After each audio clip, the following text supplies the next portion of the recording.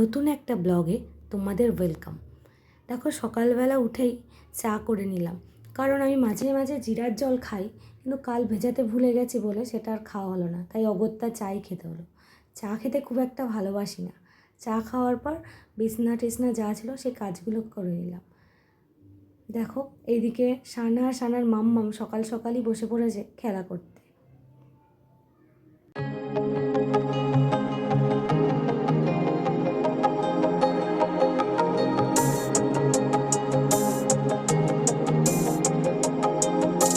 এই পুতুলটা কিন্তু সানার মেয়ে। সানা এই পুতুলটাকে একদম হাতছাড়া করে না। আমরা যেখানে যেখানে ঘুরতে গেছি সেখানে কিন্তু এই পুচকুটাও আমাদের সাথে ঘুরতে গেছে।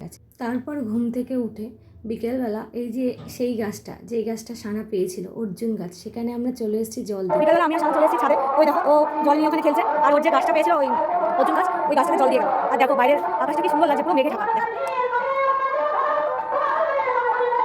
গাছটা এভাবে রাখার কারণ হলো আমার বাপের বাড়িতে জায়গা নেই গাছ লাগানো, তাই গাছটা এভাবে রেখে দিয়েছি। সে সানার বাবা এসে গাছটা নিয়ে যাবে, ও বাড়িতে এই গাছটা লাগাবে। মেলার কিন্তু সমস্ত দোকানপাট খোলা শুরু হয়ে গেছে। কালকে উল্টো রথ শেষ হয়ে গেছে, কিন্তু ছাদ থেকে ঘোরাঘুরি করে নিচে এসে চা করে নিলাম। চা করে বাবা মাকে দিয়ে আমি চলে গেলাম সন্ধ্যা দিতে।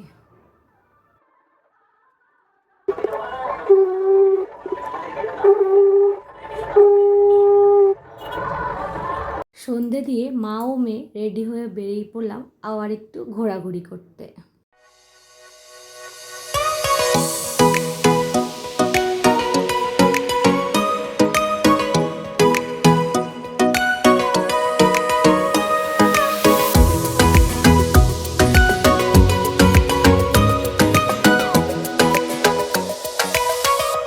ইনি কিন্তু আমাদের দিদা।